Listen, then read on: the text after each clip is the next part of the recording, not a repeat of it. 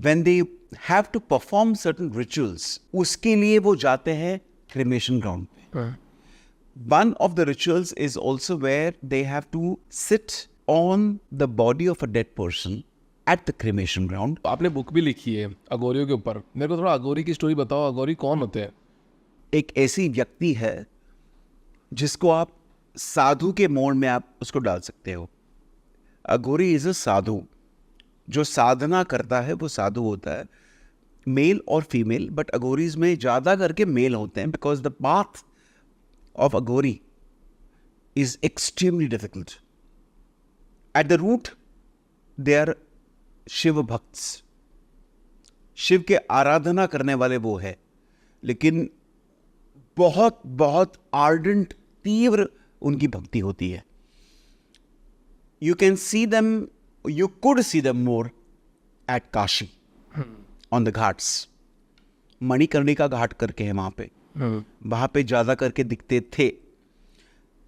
People are under the impression that अघोरी मतलब cremation ground, अघोरी मतलब जहाँ पे प्रेत होते हैं वहाँ पे अघोरी दिखते हैं. That is not entirely true. When they have to perform certain rituals, उसके लिए वो जाते हैं cremation ground पे. One of the rituals is also where they have to sit on the body of a dead person at the cremation ground, of course with the permission of the others, relatives होंगे. वो बैठते हैं उनके ऊपर और बैठ के फिर कुछ विधिस करते हैं. I tried to find out what could be the reason why they do that.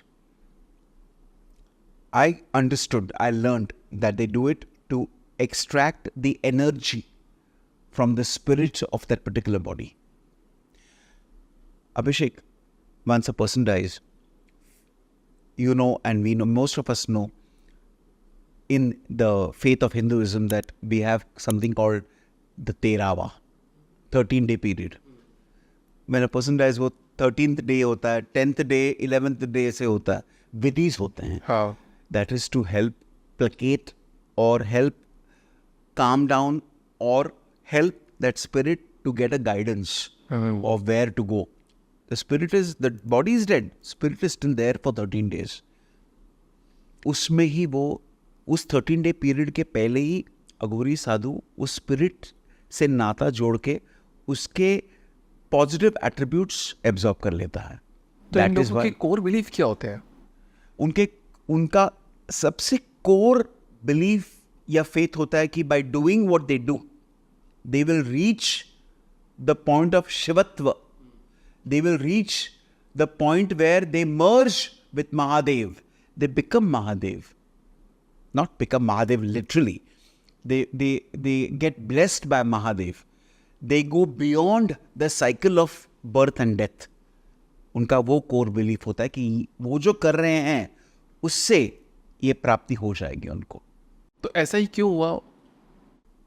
मतलब ऐसा क्यों हुआ कि मतलब ये लोग सिर्फ उसी स्पिरिट से पावर लेना, देन महादेव से कनेक्ट करना? देखो, मैं मंत्र जप करता हूँ, आप पूजा पाठ करते हो, आप पुराणास पढ़ते हो. अगर कोई आपको पूछे ये ऐसे ही क्यों हुआ, यू मे से इट्स वो आ रहा है तब से. Some yogi must have understood what life is, wrote on that. It's a पुराना हो गया वो. रामायण में is not just a story, it's a real thing. But उसके ऊपर से हमने सीख प्राप्त की ना, Ramayana. Similarly many years ago, some yogis understood that to reach Shiva Tattva, ये चीज़ें करने से, ये एक्टिविटीज़ करने से वो और जल्दी हो सकता है. लेकिन वो एक्टिविटीज़ बहुत बहुत टफ है, लेकिन हम कर सकते हैं. वहाँ से वो परंपरा आती रही है. And that is why most people don't know that Aghori sadhus have a गुरु.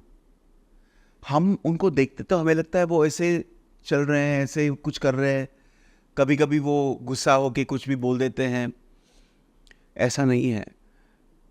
वो जो करते हैं उनको बताया गया है. They been told, they been instructed by the guru to do A, B, C, D, E. अगर आप एक अघोरी को स्मशान भूमि में देखते हैं, वो आया है बिकॉज गुरु ने भेजा है.